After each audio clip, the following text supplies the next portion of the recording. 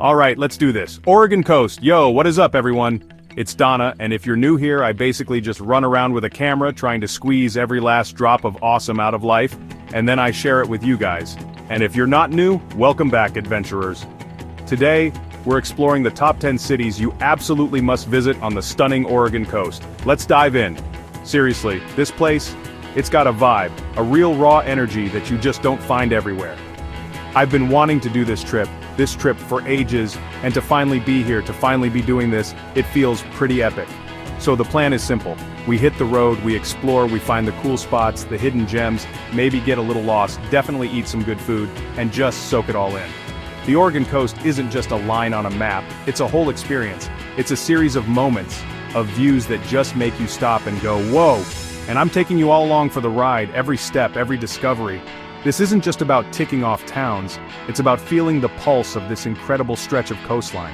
I've got my gear, I've got a somewhat loose itinerary, and I've got a whole lot of excitement for what's ahead. We're talking dramatic cliffs, endless beaches, quirky towns, and that fresh, salty air that just wakes you up. So buckle up, because this is going to be one for the books. 10 cities, 1 coastline, and a whole lot of adventure. Let's get this show on the road. No, literally, let's hit the road. First stop incoming. Alright, first up we've got Cannon Beach. And look, you can't talk about Cannon Beach without talking about Haystack Rock. It's just there, massive, iconic. You see pictures, right? But then you get here, and you're standing on this huge windswept beach, and this giant monolith is just dominating the view. It's one of those things that's even more impressive in person. We got here early, caught the tide going out, and just walking around its base, seeing all the little tide pools and the birds. It's pretty magical. It's the kind of place that makes you feel small, but in a good way, you know? Like you're part of something bigger. But Cannon Beach isn't just Haystack Rock, even though, yeah, that's a huge part of it. The town itself has this cool, artsy, slightly upscale, but still super relaxed vibe. Lots of little galleries, cute shops, good coffee spots, essential for early morning starts like this one. The beach itself stretches for miles, perfect for just wandering, flying a kite, or, if you're brave, dipping your toes in that chilly Pacific water. We spent a good few hours just exploring, getting sand absolutely everywhere, and honestly, it's the perfect way to kick off this whole Oregon coast journey. It sets the bar pretty high, not gonna lie. Rolling into Newport, and this place has a different energy. It feels a bit more like a working port town, but with some seriously cool attractions packed in. First on my list, and it should be on yours too, is the Oregon Coast Aquarium. I'm a sucker for aquariums, always have been. And this one, it's legit.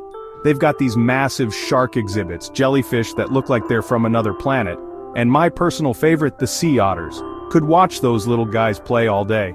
It's not just about looking at fish, it's about understanding the insane biodiversity of this coastline. Super well done. Then you absolutely have to go see the Yaquina Head Lighthouse. It's Oregon's tallest lighthouse, and it's perched out on this dramatic headland, just getting battered by the wind and waves. It's got that classic lighthouse look, the kind you see in movies. We climbed up, or well, as far as they let you, and the views are just insane. You can see for miles up and down the coast. It makes you think about all the ships that relied on that light. It's history, it's an incredible feat of engineering, and it's just plain beautiful. Newport, you've got a good thing going here. Definitely a must-see. Alright, Astoria. This place is way up at the northern tip, right where the Columbia River smashes into the Pacific Ocean. And yeah, if you're a kid of the 80s like me, you're thinking one thing. Goonies! You can definitely feel that vibe here, that sense of old-school adventure, but Astoria is so much more than just a movie set. It's got this gritty, authentic feel, a real working waterfront, and history just oozing from every corner. The first thing that hits you is the smell of the sea, and if you're lucky, frying fish and chips. The seafood here? Unreal. Fresh from the boat, no messing around. We had to check out the Astoria column. It's this massive tower perched on top of the highest hill, and you climb this insane spiral staircase all the way to the top. My legs were burning, not gonna lie, but the panoramic view from up there, worth every single step. You see the entire town, the massive Astoria Megla Bridge stretching across the river, the forest, the ocean. It's breathtaking. It gives you a real sense of the scale of this place, where this mighty river meets the even mightier ocean. Astoria's got character, man, it's got soul, and some seriously good fish tacos. cruising down to Florence, and this town has a really cool split personality. You've got the historic Old Town, which is right on the Siuslaw River, and it's exactly what it sounds like. Charming old buildings, boardwalks, little antique shops, art galleries, and cozy cafes. It's the kind of place you can just happily get lost in for an afternoon, browsing, chatting with locals, grabbing a bite.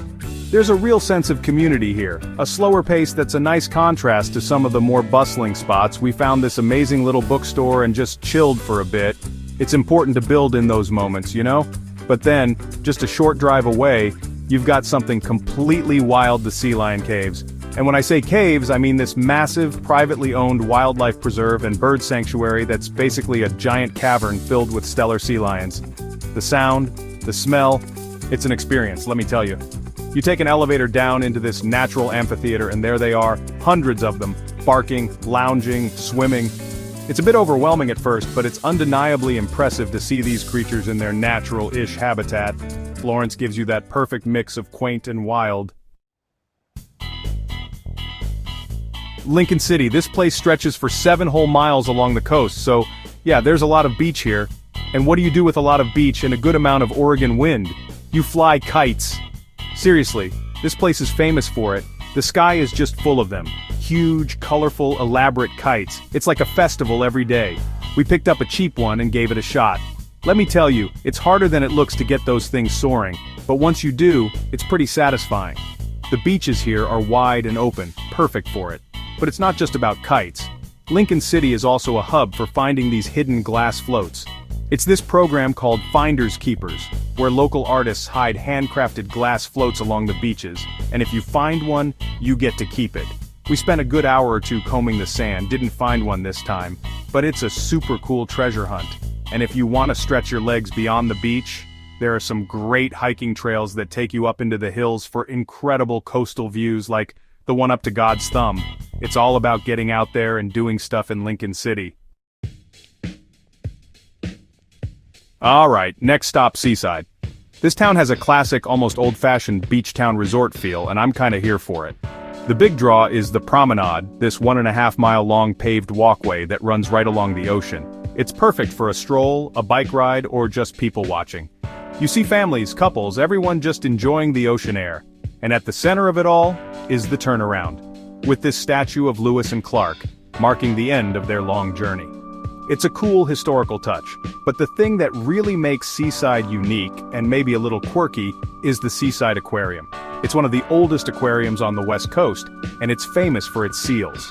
You can actually buy little trays of fish and feed them. These seals, they know the drill. They bark, they splash, they do tricks. They're total hams for a fish. It's super interactive and honestly, a lot of fun. Seaside feels like a place where you can just let loose, be a kid again, and enjoy those simple beach town pleasures. It's got a charm all its own. Okay, Bandon, this town surprised me. It's got this really cool, slightly rugged, artsy vibe going on. The Old Town area is packed with galleries, studios, and unique little shops showcasing local artists. You can find everything from intricate wood carvings to beautiful paintings and pottery. We spent a while just wandering through, chatting with some of the artists. There's a real creative energy here, and it's not pretentious. It's just genuine. The coastline around Bandon is also super dramatic, with all these incredible sea stacks dotting the beaches. It's a photographer's dream, seriously. Now, if you're a golfer, you probably already know about Bandon. Bandon Dunes Golf Resort is world famous. Like, people travel from all over the planet to play these courses. I'm not a huge golfer myself, but you can't deny the sheer beauty of these links courses, set right against the wild Pacific. We drove by, saw the perfectly manicured greens against the rugged coastline. It's a stunning contrast. So Bandon offers this awesome mix, a thriving art scene for those looking for culture, and a golfing mecca for those looking to hit the links. Pretty unique combo. Chapter 8. Coos Bay, Family Fun and Flowers by the Sea. Heading into Coos Bay, which is actually the largest city on the Oregon coast. It feels a bit more spread out, a bit more industrial in parts because it's a major shipping port, but there's a ton of family-friendly stuff to do here, which is awesome. We checked out the Coos Art Museum, which, for a smaller city, has a surprisingly diverse collection. It's housed in this cool old Art Deco post office building. It's always great to find these cultural gems, in unexpected places. It shows there's a real appreciation for the arts here. But the real showstopper for me near Coos Bay was Shore Acres State Park. This place is incredible. It used to be the grand estate of a timber baron, and now it's this stunning formal garden perched on rugged sandstone cliffs overlooking the ocean. The contrast of these perfectly manicured gardens with the wild, crashing waves below is just spectacular. They have different flowers blooming all year round, and during the holidays they do this massive lights display. Even without the lights, just walking through those gardens with the ocean roaring right there, it's a pretty special experience. Coos Bay definitely has some beautiful surprises. Chapter 9. Yachats, tiny town, big festivals, crazy cool coastline. Yachats. Pronounced Yachats, by the way, took me a minute to get that right. This place is small, like really small, but it packs a serious punch when it comes to charm and natural beauty. The coastline here is just wild. It's not so much about sandy beaches, but more about these rugged, rocky shores where the waves just explode. Cape Perpetua, just south of town, has some of the most insane viewpoints. We hiked a few trails there and you can see for miles.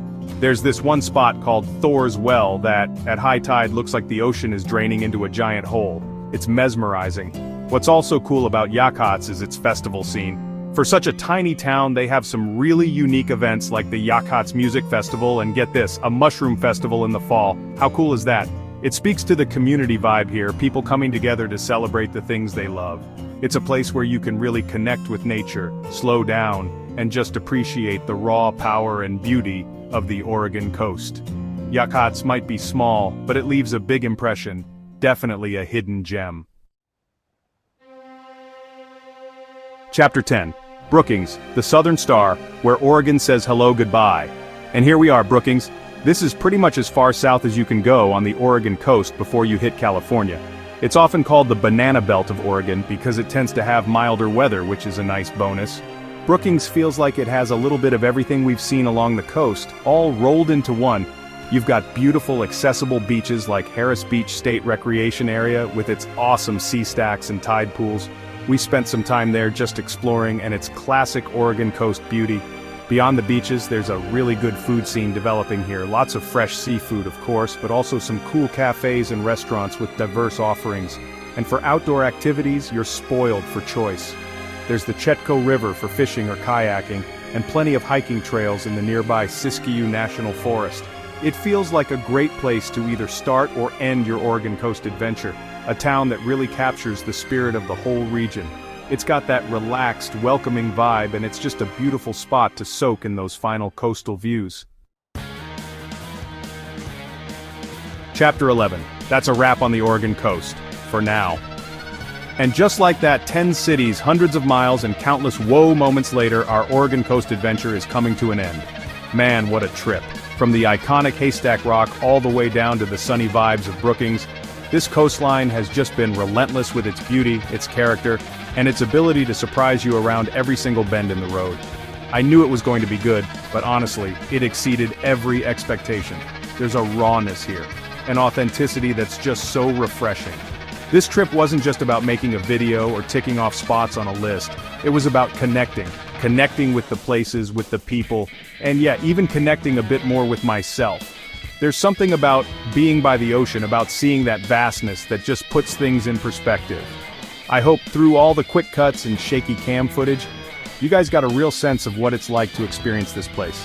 Maybe it even inspired you to plan your own Oregon coast adventure. Trust me, you will not regret it. So, that's it from the incredible Oregon coast. Thanks for joining us on this coastal adventure. Don't forget to like, subscribe, and hit the bell icon for more travel inspiration. Seriously, hit that subscribe button, it means the world. Let me know in the comments which of these towns you'd visit first, or if I missed any of your favorites. There's always more to explore. See you in the next video. Now to find some coffee for the drive.